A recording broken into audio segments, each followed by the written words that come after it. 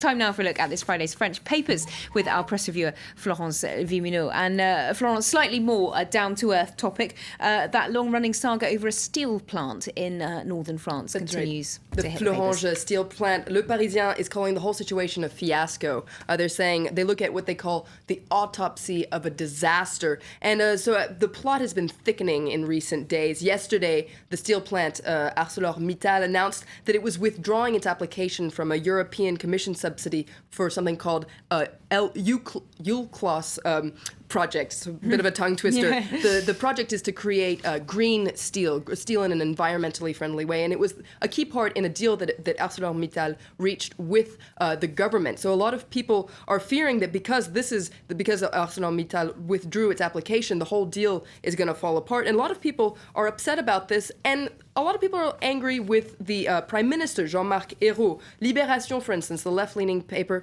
calls him an enfumeur. That's a pretty big insult. It means he's a swindler. He's tricked everybody. He's put smoke in their eyes. And in their editorial, they say the editorial is called Anger, and they say that workers, their tears and anger it's legitimate. They're completely legitimate to be angry right now because, first of all, the government isn't keeping its promise to save the plant, and on top of that, the whole way that the government has managed the situation has been really awful, according to Libération. Not only did Jean-Marc Ayrault ignore workers, but he signed a bad deal with ArcelorMittal. And so this makes the Prime Minister look bad. It also makes the President look bad. And there's a funny cartoon in Le Parisien which points this out, where you see Jean-Marc Ayrault there sitting on a bunch of spikes that represent ArcelorMittal. He says, "Ouch, that hurts." And Hollande says, "Well, don't you think there's a better way to boost steel consumption?"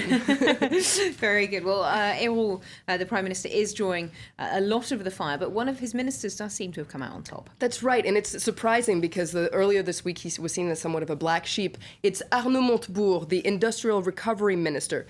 Last week he threatened to nationalize temporarily the Florange plant to save the jobs there, but that idea was shot down by the government. And a lot of people think that though that idea was shot down, he's gaining ground again. He's gaining support. And this is an article in the Figaro, which is surprising because it's the right-leaning paper. But they say perhaps he's the one that's come out the big winner in this whole affair because he's gaining support within the Socialist Party. According to Le Figaro, a lot of people in the Socialist Party see him as the victim of the government's liberal capitalist policies. And Le Parisien points out that he had actually already drafted a bill for this temporary nationalization. He'd hired legal experts to make sure that the project was viable. It was a 10-page bill with 10 articles to, quote, save France's productive activities. So it was ready to be implemented. All it was waiting for was the green light. Remains to be seen if that'll happen. Arnaud Montebourg perhaps coming out on top after all. Moving on to another story, though. Le Monde is outraged by the state of French prisons. Fascinating article. That's right. It's a fascinating article. This comes after the general inspector of prisons took a visit to the Marseille prison of Les Baumettes. And Le Monde says that this is the prison of shame. So Jean-Marie Delarue, the general inspector, said he was shocked after visiting the prison. He described it as overpopulated, falling apart. It stank of urine. It was overrun with rats, and it was gangs who really imposed the law there. And if you're interested, Le Monde on their website has a photo gallery taken inside the prison, and it's really shocking. It's the kind of images you would expect to be seen in a third world country. In their editorial, Le Monde is outraged, and they quote Camus saying that the only way to judge the degree of civilization of a nation is to visit its prisons.